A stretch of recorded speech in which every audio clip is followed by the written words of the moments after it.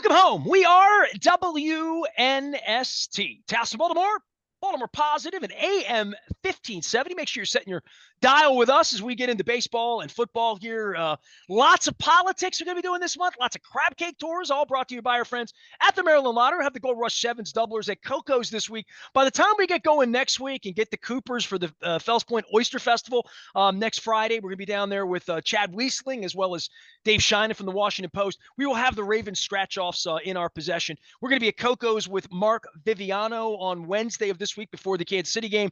And then crab cake tours, Oyster Day every day for 26 years. We are celebrating our 26th anniversary here at WNST. All of it brought to you by our friends at Liberty Pure Solutions. They keep our water clean. They keep your well water clean, and they can take care of your plumbing needs. You can visit them at libertypure.com. Also, our friends at Jiffy Lube. Multi-Care, making the oil run. My little orange light's on. I got to get over to the Jiffy Lube in Timonium, right across the street from Curio Wellness and from Far and Dada, right at York and Timonium Road. So big appreciation to all of our sponsors as we begin football season. I have been writing at length all summer long. You are going to begin reading my writings. A letter to Eric DaCosta will be out by the time you check this out. And if you're a Pearl Jam fan, you'll really like it. Luke is here.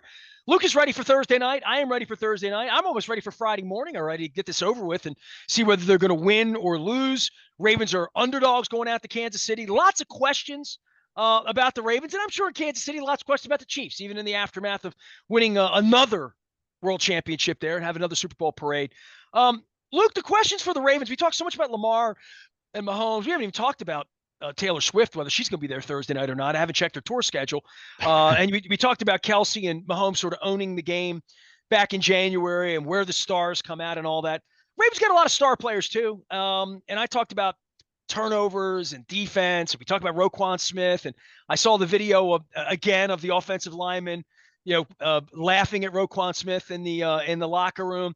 I don't know if it's bad blood, but it's not good blood when you get bounced out of an AFC Championship game.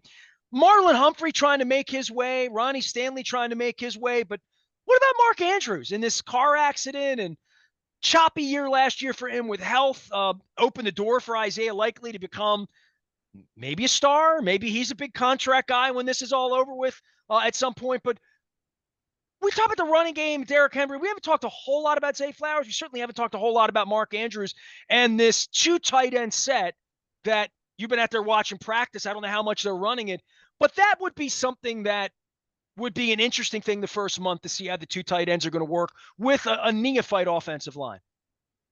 Yeah, I mean, I think, look, it's natural that the focus is on Derrick Henry in terms of the big offseason signing and someone who is very well possibly going to the Hall of Fame and everything he's done in his career. But one thing you've heard me say, even as you and I have debated the impact of that move, you still got to throw the ball. You've got to throw the ball in 2024. You've got to do that at a high level. And the Ravens did that for most of 2024. I mean, you look at, not from a volume standpoint, we're over this, right? This isn't about how many passing yards per game Lamar has or this offense has. It's about efficiency. It's about explosive plays. It's about doing it on third down. When you are in 3rd and 7 and you need to throw the ball, can you do it? And the Ravens did that at a very high level last year. And that was even with Mark Andrews going down in mid-November. And the big reason why? Isaiah Likely played so very well down the stretch. But I think what was so lost in what happened in that game against Kansas City in late January was, yes, Mark Andrews came back, but he wasn't Mark Andrews yet, right? I mean, it was admirable that he got himself to the point where he was healthy enough to go out there and, he ran around. He played some. I caught 1 or 2 passes. I can't remember what it was off the top of my head, but clearly didn't make a major impact. But I think what you see now going into 2024 and what for me is the most interesting dynamic of their passing game is, do we see the Ravens make a more concerted effort to get Isaiah Likely and Mark Andrews on the field at the same time? I know it's something they talked about a little bit 2 years ago. They talked about it more last year. But let's face it, go look at how the numbers broke down for Mark Andrews and Isaiah Likely. Likely was an afterthought in their offense until Andrews got hurt in mid-November. And then, of course, he became the guy. So is there a way to incorporate more two tight looks where you have both those guys on the field? Now, a couple things that complicate that. It's not just as simple as, oh, we'll just put them both out on the field, right? You have to take into account route concepts, body types you have on the field, how the opposition's going to play them. Ideally, and this is where I still have some reservations about how much we'll see that and how impactful it'll be, even though I do think they're going to try it. And I do think you'll see it more than we saw in past years. In an ideal world, if you have two tight ends that differentiate enough where one guy is an inline guy, lining up in a three-point stance, and the other guy's lining up in the slot. And what comes to mind right now for me immediately is thinking back to Rob Gronkowski and Aaron Hernandez. But, you know, Aaron Hernandez before murdering people and going to jail and all that. But you kind of remember, you know, Gronkowski put his hand in the ground. Three-point stance, Aaron Hernandez lining up in the slot. Yes, the Ravens can do that with those two guys, but neither one of them are your traditional inline tight end. They're much more slot options. So, yeah, that complicates things a little bit in terms of your effort to do that. But I think the overall point as it pertains to this passing game remains very similar to where it's been in the past. Zay Flowers, the clear-cut number one wide receiver, right? Had a really promising rookie year. Expectations are even higher this year. And I feel confident that Zay Flowers is going to be a big part of what they do because Lamar Jackson loves throwing in the football. And you know, he warranted the targets last year, and I think he'll warrant more targets this year. But Mark Andrews, for 5 years now, 6 years, has been their true number one pass catching target over that whole time. Not saying that that's necessarily going to change, even if it becomes 1 and 1A with him and Zay Flowers. But the question has always been whether it was Hollywood Brown and Mark Andrews in the early years or now Zay Flowers and Mark Andrews. The question is, who is the number 3? Is it going to be Rashad Bateman? You know, I believe it. I'll believe it when I see it, right? I think Bateman can contribute. I think he can be a part of what they do, but until I see it, it still feels way more complimentary than anything else. So that's where we do bring Isaiah Likely into the conversation and say, does he become the, you know, and again, wide receiver versus tight end, you know, you can almost drop that distinction because both Andrews and Likely play more like hybrid wide receivers. I mean, they really do, right? I mean, that's why we see Patrick Ricard line up as a blocking tight end so much in this offense because he's the best out of any other tight ends / fullbacks that can do it. But can Isaiah Likely emerge to be more of a legitimate number 3 pass catching option when Mark Andrews is healthy and on the field? And I think that is such an interesting dynamic for them because, you know, last year they pivoted big time from where they were with Greg Roman at the end, which was a lot of 22 personnel, 2 running backs, 21 personnel, 2 running backs, 1 tight end. And of course, Ricard was, you know, technically a fullback, but lining up as a tight end. But last year they ran way more 11 personnel, so way more 3 wide receiver sets. I don't think they're going to drop that because I think some of this is also when you spread out in 3 wide receiver sets, what does that also do, Nestor? It means you're going to have a lighter box, and that's going to make things easier for this offensive line. It's going to make things easier for Derrick Henry. It's going to make things easier for Lamar Jackson when he takes off and scrambles. So I don't think they're going to, I don't think 12 personnel is going to become this massive, overwhelming, you know, majority of what they do, but I do think you're going to see it more.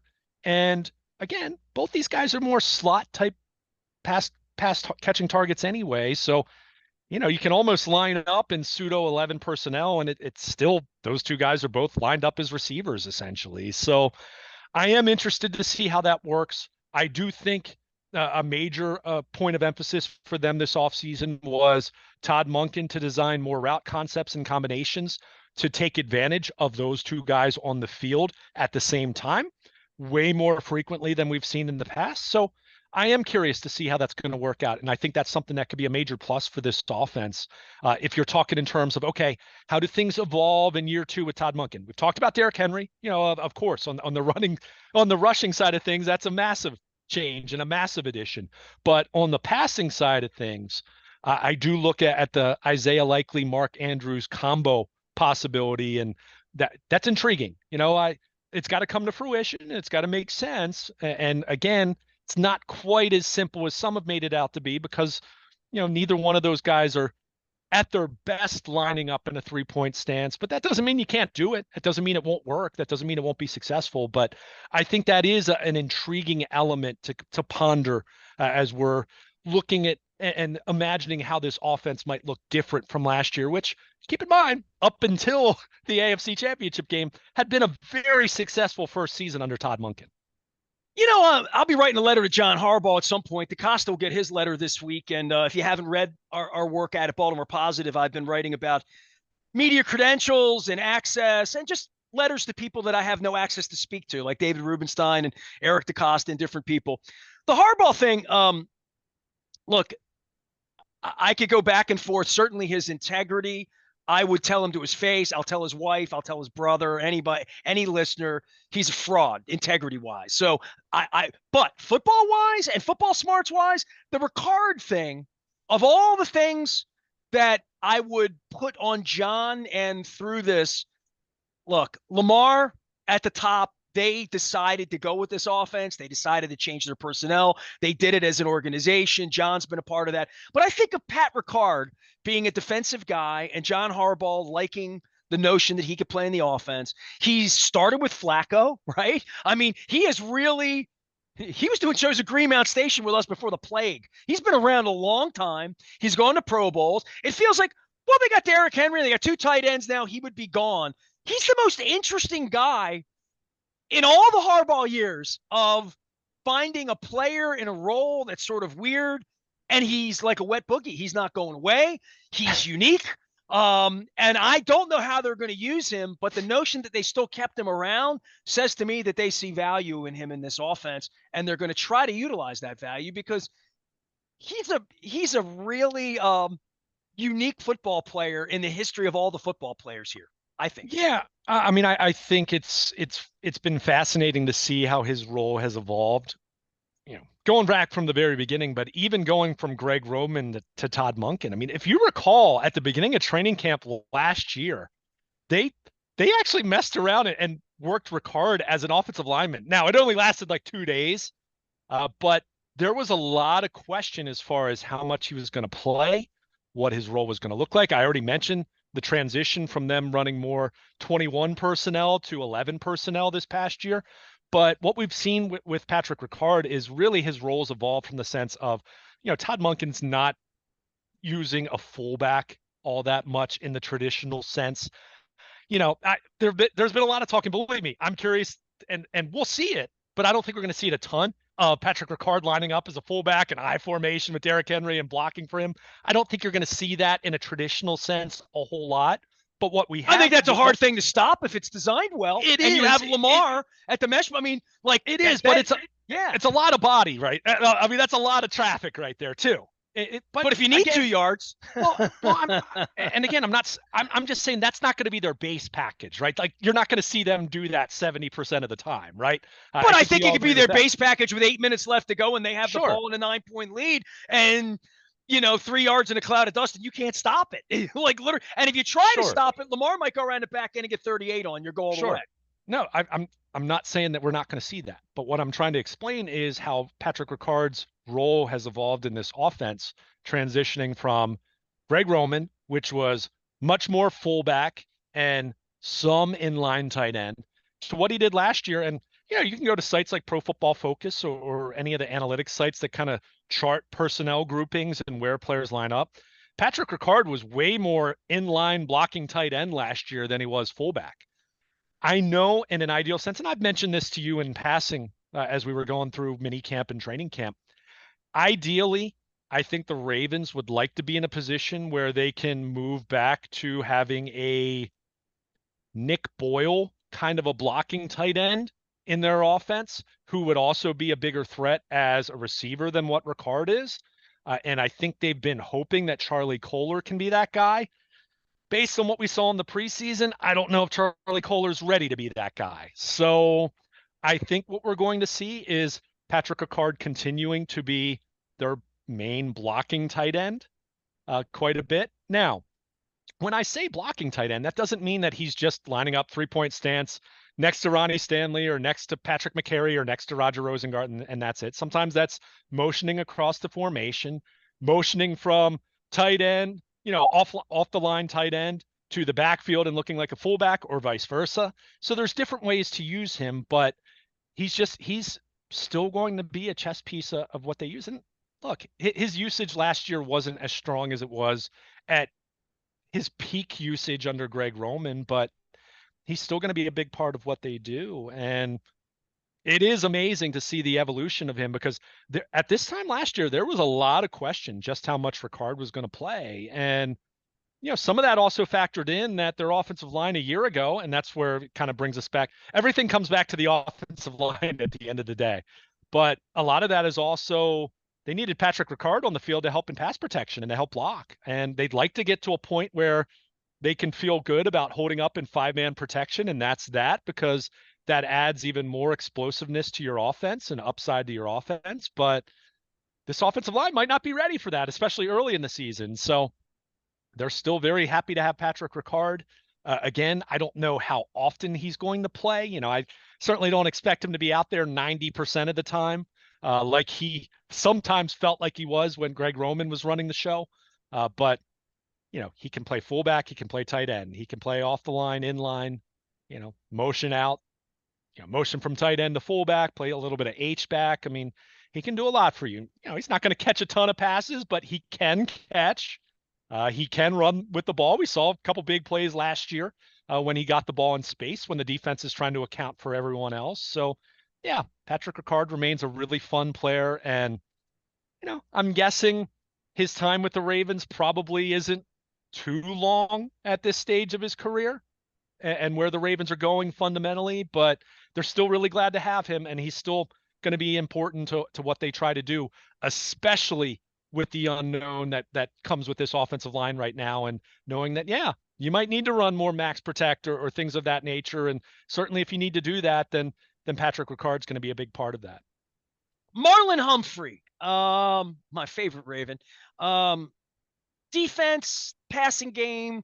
You mentioned Trenton Simpson running around with Travis Kelce.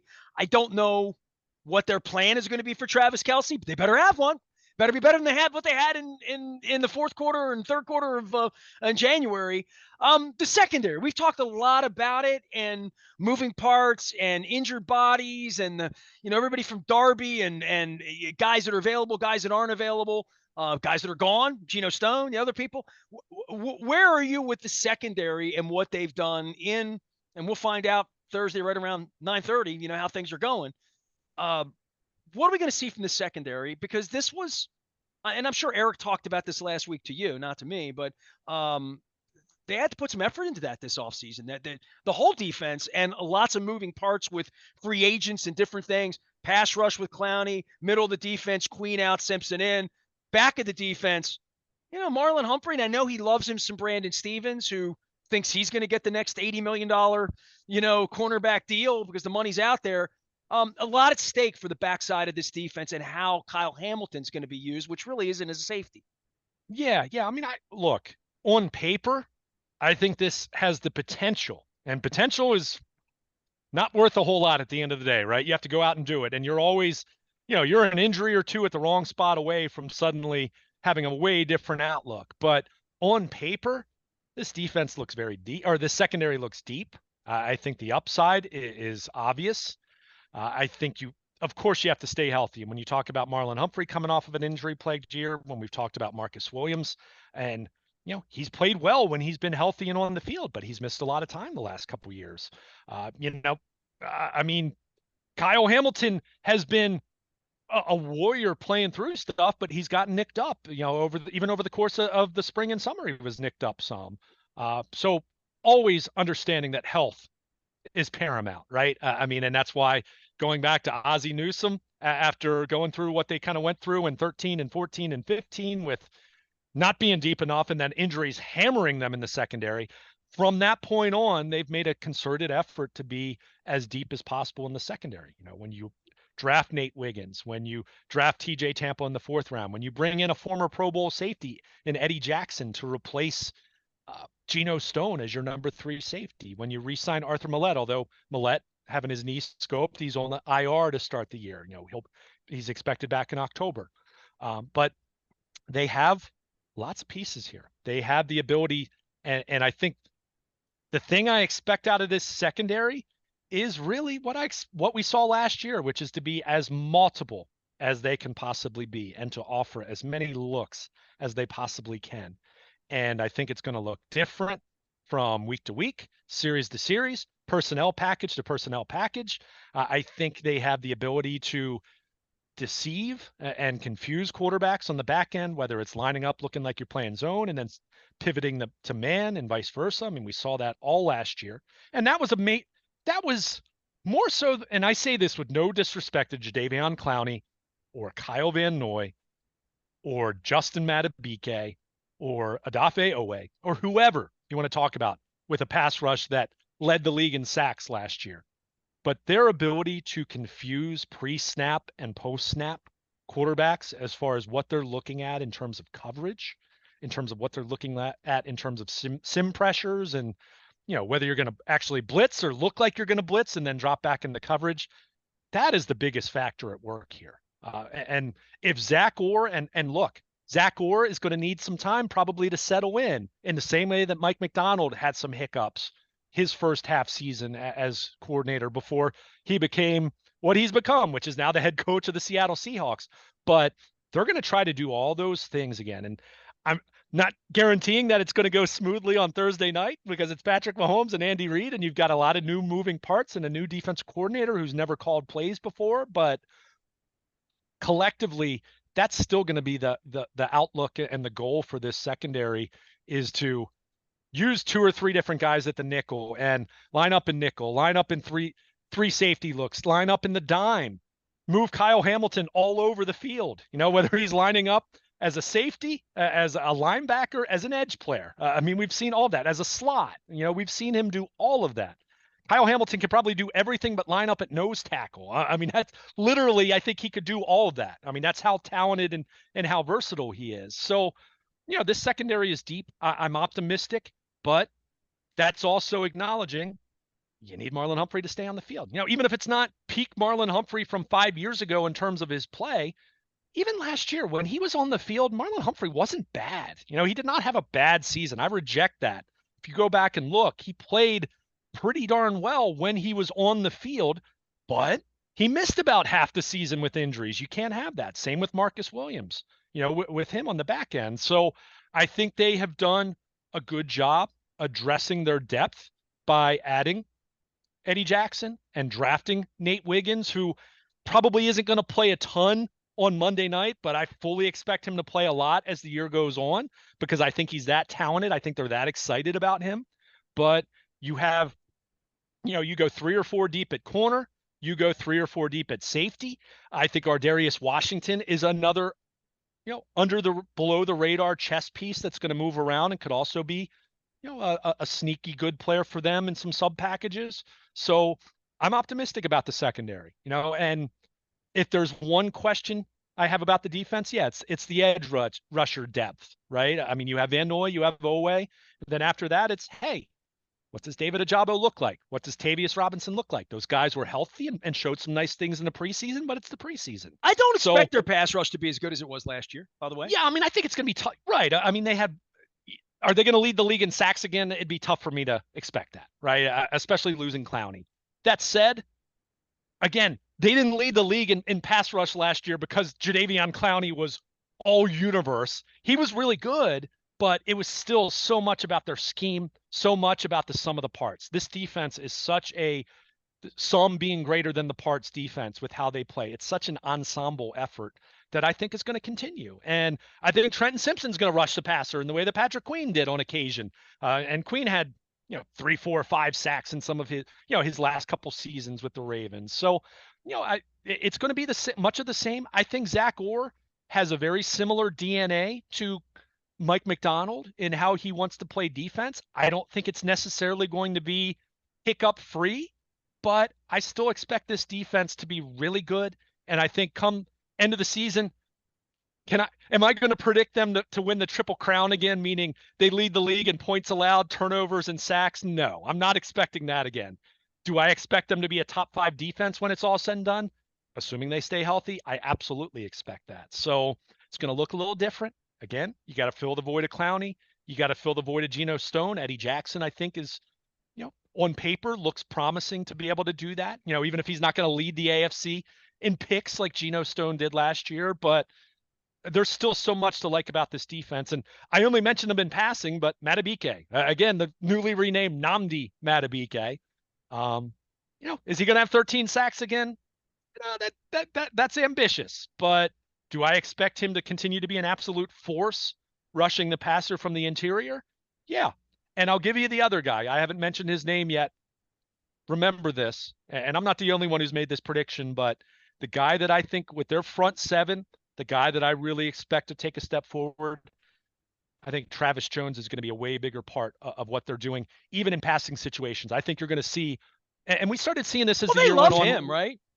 Yeah, I think as the year went on last year, you started to see more and more of this. But I think when you see them get into nickel and dime, their interior rushers, Michael Pierce going to come off the field.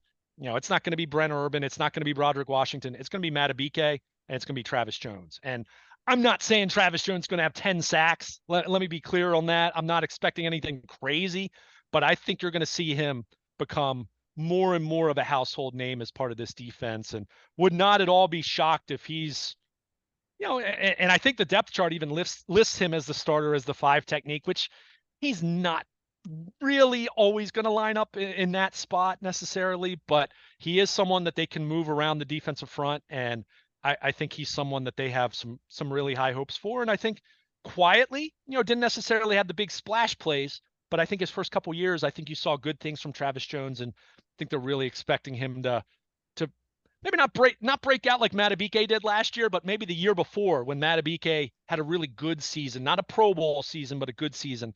I could definitely see Travis Jones being that guy for them up front. And if he does that, then that's going to make that collective pass rush that much better. You get that heat up the middle, you making a quarterback move his feet from interior pressure, then boy, things become that much easier for those edge guys to get home.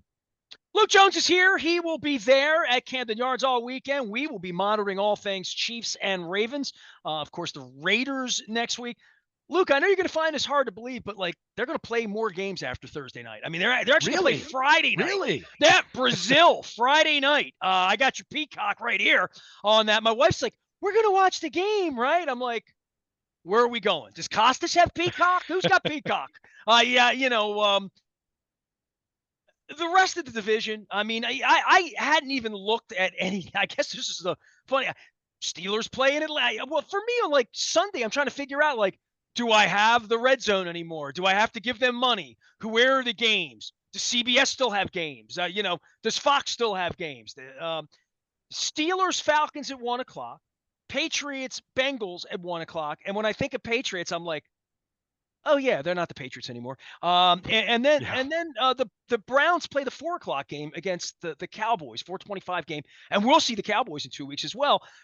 The rest of the division and the rest of the league, and Aaron Rodgers is going to San Francisco on Monday night, and the Rams are going to play the Lions. We'll have the Stafford Bowl on Sunday night. They've laid this out, but there's going to be a lot of football even after the Ravens play on Sunday night. Where are you on the rest of the league? We're seeing the 2 best teams on Thursday night. We know, it's like none of the other teams in the league matter other than the Chiefs and the Ravens. Yeah, I mean, I think rest of the, and I'll probably stick to the AFC more so. NFC, 49ers are still there. I mean, obviously they've had some weird things happen, even off the field with their first round pick with the shooting, but Ayuk getting signed, Trent Williams, his situation. I mean, it's Ayuk didn't sign with the Steelers. I'm just no, sure. He did not. He did not, despite some reports that were out there on social media at a couple different points. But I think in the AFC, it's still Ravens Chiefs. I think until they prove otherwise, I think the Bills. It feels like the Bills have taken a step back with some of what they've lost. Even some of their injuries. They lost Matt Milano, their star linebacker, again to an injury. Sounds like he's going to be out till late in the season. I don't think the Bills are fallen off the face of the earth, but they've got a lot to prove. I mean, we've talked about wide receivers in this town how many years, but you lose Stephon Diggs and Gabe Davis, then is Keon Coleman. They've got Shakir, who I think is interesting, but there's a lot of question marks there. But they still have Josh Allen, and he's still one of the 3 or 4 best quarterbacks in football. So I'm not. That's a writing tough them game off. for us next later in the month. Of course, absolutely. Especially if the offensive line is, as we've talked about at length, and we'll continue to talk about the O line. Well, Cowboys, Bills, Bengals, back to back to back. Sure. Like I keep saying, if they're 4-1 when the Ravens start playing, or the Orioles start playing playoffs, it's going to be an unbelievable start. If it's 3-2, it's still decent. Yeah. But it starts with Thursday night. But the Ravens have the tough schedule this year, I think. Well, they have the first place schedule, and that lends itself into talking about the team I was going to mention next, the Cincinnati Bengals. Joe Burrow's back and healthy. I think they have the last place schedule, which, look, and you know this, I'm not explaining this to you. You know this. Difference between a first place schedule and his last place schedule is a couple games, right? It's a couple games. But if you think the Ravens and the Bengals are relatively similar in terms of their aptitude and potential in 2024, a couple games could be the difference of who wins the division and who's a wild card. But there are a couple games against Kansas City and Buffalo, and that's kind of how this works. Right, exactly. So I think the Bengals are really interesting on that front. I think they fortified their defense a little bit, especially at safety. Geno Stone being part of that solution for them. Do I think Geno's going to be a Pro Bowl safety for them? No. I think part of him leading the AFC in interceptions last year was kind of a perfect storm kind of deal. But hey, he's a good player. You mentioned the ensemble and the symphony of the defense. Sure, no doubt. But I think what's interesting, if you're looking for, to me, the caution flag, so to speak, for the Bengals, one, Joe Burrow's got to stay healthy in the same way that Lamar Jackson has to stay healthy. Amazingly, the last 4 years, since Burrow entered the league, there has not been a season yet where those 2 quarterbacks, the 2-star quarterbacks in the AFC North, have both been healthy at the end of the year. One or the other has been out. Yeah, I want to see a Burrow-Jackson playoff matchup like we saw Ravens-Steelers forever. Yeah, right? I mean, that'd be great, right? I mean, it's a budding rivalry that's just lacking that at this point in time. But what I think's fascinating and what's interesting to watch, T. Higgins on the franchise tag. Jamar Chase, it's been a weird summer with him, like this hold-in thing. He wants a new contract. Zach Taylor said about a week to 10 days ago, like that everything was fine and he's ready to go. And then suddenly he's not on the practice field. I mean, it's dicey. And it's the Brown family too. You literally took the words out of my mouth. It's Mike Brown. So that's, if there's something about the Bengals that could make things weird for them, it's certainly that, because you have 2 legitimate number 1 wide receivers. I mean, T. Higgins is their number 2, but he's a number 1 in 25 of the other 32 teams in the NFL. I mean, he's that good. He's a legit number 1. He's a fantastic player. But so there's that. So with the Bengals, I think this division for me, and I say this, it probably comes across as disrespectful, but their quarterback situation. This division is still the haves and the have-nots. It's Lamar Jackson and Joe Burrow, and then it's whatever the Browns and the Steelers are going to get out of their quarterbacks. I think they have good rosters. I think the Browns have a really good roster overall, but what the heck is Deshaun Watson at this point? Is his shoulder healthy? Even if it is he going to ever be anything close to what he was 4 or 5 years ago? I mean, this guy was a top 5, top 6, top 7 kind of quarterback in football 5-6 years ago. Dude. And, yeah. Right, exactly. When's the last time he ran around and looked like Lamar? It's at least 3 years ago. I mean, and his high water mark for the Browns has been his second half in Baltimore last year. And that's when he injured his shoulder and was out for the year then. So I don't trust that, even though opening the door for Joseph Vincent Flacco. Yes. Well, he's in Indianapolis now. I know. So yeah. But because they couldn't stand it. I mean, they have a $200 million quarterback. It could be Jameis Winston. Yeah. The fact that the Browns didn't bring Flacco back is shameful on them. They sort of acquiesced to the quarterback situation there because he couldn't have handled it. But they Flacco was far better than him. I hear you, but at the same time, I mean, it's a $230 million guaranteed contract to their franchise quarterback. I mean, he's playing, right? At least through this year, you know. I mean, if it changes after that, then I that's don't a know. different Orioles got an conversation. $11 But million closer you've already written off 3 times this week. that, that's not even Hey, the the same same question, dude. Do you want to stratosphere. win or do you not? If you want to win, you don't play Deshaun Watson. Well, Joe Flacco's not taking anyone to the I promised hear you. land either. I'm going to defend Joe while I'm wearing Oh, purple. look, I love Joe. Like, and look, he's in Indianapolis. I mean, if Anthony Richardson if it goes like it did last year, Joe's gonna be playing by week 3 in Indy. So, but the Browns, you know, what the heck is Deshaun Watson at this point? What is going on there? You know, I mean, if he doesn't have to be a top 5 quarterback for them to be a playoff team, can he be average? If he can be average, they'll probably be in the playoffs. If he's not average, then who knows? And then with Pittsburgh, I think Russell Wilson's on borrowed time. I think Justin Fields is going to be the starting quarterback there. And I'm not saying Justin Fields is going to be great either, but they're in the same position they've been in since the end of the Roethlisberger era. They're a 7-10 team, right? 6-0. They're I mean, you good. say that, but out of reverence to and respect to Mike Tomlin, they'll be 7-7. They'll be 9-8, right? Or they'll be 9-8, and they'll be there looking for the last wild card. But I think their roster otherwise is pretty good. You know, wide receivers question mark. You know, certainly some question marks, but by and large, that's a roster that if they had a legit franchise quarterback, you'd be talking about them. Maybe not exactly at the same level as the Ravens and Bengals, but close. But until they've got the quarterback thing figured out, you know, that's why I said haves and have-nots. And when I say have-nots, I don't mean that the Browns and the Steelers can't be one of the 3 wild cards, but I mean serious Super Bowl contender. Ravens and the Bengals are both that. Browns and Steelers are not. So, but that said, hey, if you're the Ravens, right now they play Pittsburgh in Pittsburgh, November 17th. I almost said Heinz Field, whatever it's called, Acrisure Stadium or whatever they're calling it these days. And then they play home against cookie, Pittsburgh. Will you, when they let you in? Please. And then they play home against Pittsburgh week 16, you know, so December 21st, you know, that Saturday game before their Wednesday game. Ravens are on a losing streak against Pittsburgh. You got to figure that out. I mean, you want to talk about the what in the world is going on kind of scenario that you talk about with the Ravens the last few years. It's how they have not beaten Pittsburgh, because I don't think the Steelers are very good. I haven't thought that for Lamar hasn't played that game now. half the time, right? Well, but even when he has, like, remember the early October game, which, by the way, Lamar, he threw the pick intended for Beckham at the end of that game. But up until that point, Lamar played a really good football game, and his receivers, you're the one who tosses out the word disgraceful a lot. Not, you know, that's not in terms of describing a performance. The receivers in that game, that was a disgraceful performance because of how many they dropped. But that's what's happened against the Steelers in recent years. I mean, even more so. And it's always been a weird rivalry with unexpected things happening. I know that. I know the Ravens-Steelers history.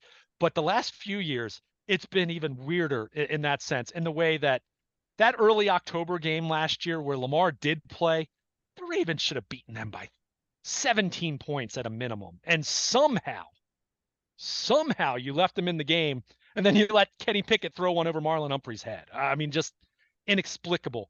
The Ravens got to knock that racket off. If you want to be number 1 seed again, if you want to beat the Bengals in this division, you got to beat the Pittsburgh Steelers. I mean, come on now. Enough is enough on that front. So I don't care who's playing, whether it's Russell Wilson or Justin Fields at quarterback. You better beat the Steelers this year, because they're not that good. They're not terrible. Let's be clear, but they're not that good, in my opinion. So at some point, it's like, knock that off. And you're right.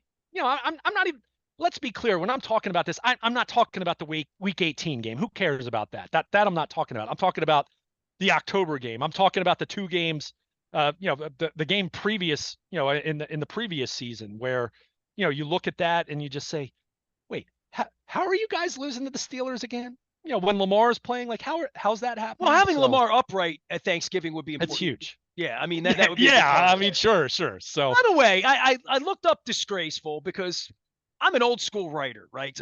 I'm having a reunion of my Sports First colleagues from 40 years ago. To be 40 years on September 21st that Sports First from the News American folded. It was my first job. I was 15 years old. Lots of legendary people. Bernie Miklasz, Jeff Gordon, people that went on to great, great things in the sports writing world. Barry Levine, John Hawkins at golf. All of these folks, I've invited them all back. And I used to have a thesaurus on my desk. It was actually Sandy McKee's desk down at 501 North Calvert Street. And I would always look for the right word. You know what I mean? Because I'm a writer, and disgraceful is a word that you have now, like, forget sports, forget the Ravens, the word disgraceful. I looked it up. It says here, Donald Trump. No, it doesn't say that. It says shockingly unacceptable. Mm-hmm. Okay. I mean, that's disgraceful is a word that maybe has taken on a bad connotation. Shockingly unacceptable. Shockingly. I'm not. It's kind of like Chad Steele, disgraceful. Greg Bader, disgraceful. Everybody involved with the Ravens who no longer speaks to me after 30 years, disgraceful. I call it that. Shockingly unacceptable. It's shockingly unacceptable. So anytime I say disgraceful, I just want you to fill in shockingly because that sounds a lot nicer. That's shockingly unacceptable. Well, that's terrible. That's disgraceful. Oh my God, it sounds murderous. So I'm just saying disgraceful is a really good word because it speaks your eyes open. You say, that's shockingly unacceptable. That's disgraceful. Yes. I gotcha. And look, I wasn't criticizing you. I'm just saying that's a word that you use a lot in describing poor performance on the field. It's not I guess my connotation. So if I call Adley Rutschman's offense disgraceful, it's shockingly unacceptable. I am shocked, and it's unacceptable. I understand what you're saying, but I think there are other ways to me, disgraceful is jaking it. Like, okay, fair enough. That's more. Okay. And I would say disgraceful is like off the field, poor behavior, legal, breaking the law, athletes doing lowbrow things, executives doing. That's what but it's fine. I was just saying to you, I was actually just borrowing your word to show how outraged I was. Well, I'm going to use the word discrimination this week, right? And when I bring discrimination up, every old white guy as a Hispanic guy, well, you can't, they don't let you in because you're not Venezuelan. Then why don't they let me in? So I looked up discrimination. I actually did this for an old white guy partner of mine this week who was saying, you can't say discrimination. Well, you can when you're Hispanic and they don't let you in and you're the only Hispanic journalist in the history of the city. They don't let it. But the real definition of discrimination is recognition and understanding of the difference between one thing and another. That's discrimination, to be discriminate. So they recognize and understand that you're a professional journalist and I'm not. So that's it. So it is funny with words that you use words. I use disgraceful and discrimination. 2 disses this week. I've been dissed a lot lately. Maybe I should change my name to Dis Nestor instead of Sir Nestor. But words matter. And I appreciate that you made me look up disgraceful to make sure that I really was using it right. And I am using discrimination absolutely perfectly for everybody out there. So I am a wordsmith. I don't like to get it wrong. And I do think disgraceful is a strong word. I agree with you. In a sports on the field, disgraceful is you don't try. Right. I would agree with that. Right. And again, I wasn't suggesting you use it incorrectly or anything like that. I was just saying that's a word that you use more frequently in that forum than I do. But I was borrowing that word to show you how outraged I was with how the Ravens receivers played. Outrage is a word. Everybody's outraged about everything. Let me look up outrage. What the actual definition to that is: an extremely strong reaction of anger, shock, or indignation. There you go. All right, good. Great words. I would say in this day and age, especially when you look at social media, whether we're talking sports, politics, whatever walk of life we're talking about, outrage is used so frequently that it's no longer actually outrage because it's just become the norm. It's just I'm guessing synonyms that start to use affront, insult, offended. I am offended by you, Chris Ullman. I'm insulted by you, Greg Bader. I'm affronted by you. Chad's sister was like, affronted. I'm affronted. That's it. There's a college word for you. Outrage. That's the word, though. Yeah. Luke, you know we're both writers. We have the best words. I have the best words of any word. So we'll get to. We got a lot of fun this week. Yeah. This is you and I've known each other a long, long time. This is when it gets to be fun. When we have this giant game on Thursday night with a giant outcome that you're gonna have to stuff on for 10 days before you get to beat the Raiders, and everybody has a party around here. You hope. And the baseball thing, it's been as good a year for sports this year, and especially a year to me for me to be locked out, which I'm writing about, and I will remain outraged by that and disgusted and disgraced and all that other thing. But this has been a great year to be a Baltimore sports fan. And I think Thursday night is something because of the loss 8 months ago people are looking for, because there's been so much baseball and ups and downs and where the Orioles are. And look, this would be even less fun if the Orioles had a 12-game lead right now to some degree, because it wouldn't be interesting from that perspective. It'd be easier from the fan base. Yeah. But there are bumps in the road in this journey on the baseball side, and whatever the football team's going to do. Football team's already had its bump in the road. They ran the ball 3 times and got their ass kicked at home in an AFC Championship game this year, and they have to figure out how to get through that. But this is so much more fun than being, let's say, the Miami Marlins and the Miami Dolphins, or pick any city, Philadelphia. Yeah, pick any city. We're having as much fun right now being sports fans, and we just invested $1.2 billion of our money. And if I were a real reporter, I'd actually ask these people what they're doing with the money. But this is a great anticipation of sports on the front end of this football game Thursday night for me, and October. I'm so glad you mentioned that, because and I'm working on this at baltimorepositive.com right now in terms of trying to contextualize what I think Thursday night's game actually means for the Baltimore Ravens, because it's week 1, all that, and we've been over that. But the term that I used is, this was a really excruciating offseason for the Ravens. The Ravens, their fans, just in trying to live with what happened in late January, right? So you have that. You have the Orioles with these last 2 months of struggles being what they've been. But I'm so glad you brought this up, because enjoy the journey. The expectations for both teams right now are really high, and I get it. Doesn't mean doesn't mean the Orioles are going to make a deep October run. Doesn't mean the Ravens are going to go to the Super Bowl this year. But when you have expectations like this for both teams, boy, it's been fleeting. I've been in sports media now. I've known you since 2009. 2012, which the Orioles were a surprise Cinderella team that year. Ravens won the Super Bowl. 2014, Orioles were on their way to winning their first division title since 97. And the Ravens, were still 2 years removed from the Super Bowl, Gary Kubiak year, all that. So I'll give that year. By 16, I think the Ravens, were in the playoff hunt, but, certainly were more mediocre than elite. The Orioles were kind of winding down the Buck, Dan Duquette era. And then we know the Orioles were horrendous from 17 through 21. COVID was in there. But now the last 2 years, you've had the Orioles last year on the way to being the best team in the American League, and the Ravens having the best team in the NFL in the regular season. Now, October and January, respectively, did not turn out the way you wanted it to. And now, back-to-back years, these teams are still in that stratosphere. Whether the Ravens or whether the Orioles are going to win the division or not, whether the Ravens are going to be the number 1 seed again or not, they're in that conversation. Boy, enjoy the journey. This is fun. It's fun. I know the offensive line's nerve-wracking right now, but this is fun. I know the bullpen and the injuries are nerve-wracking for the Orioles right now, but this is fun.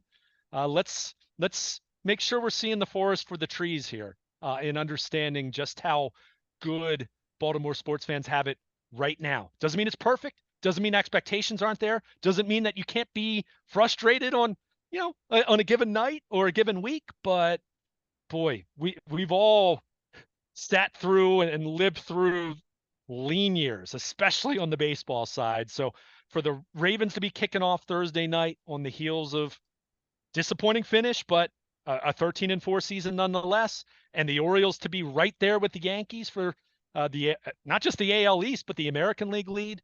Boy, these are good times, and we'll see what happens moving forward. But enjoy the journey, because if it's all about the outcome, then boy, that's being a sports fan's not much fun if the outcome is the only validation you get for all of the hours we all put into this in some shape or form.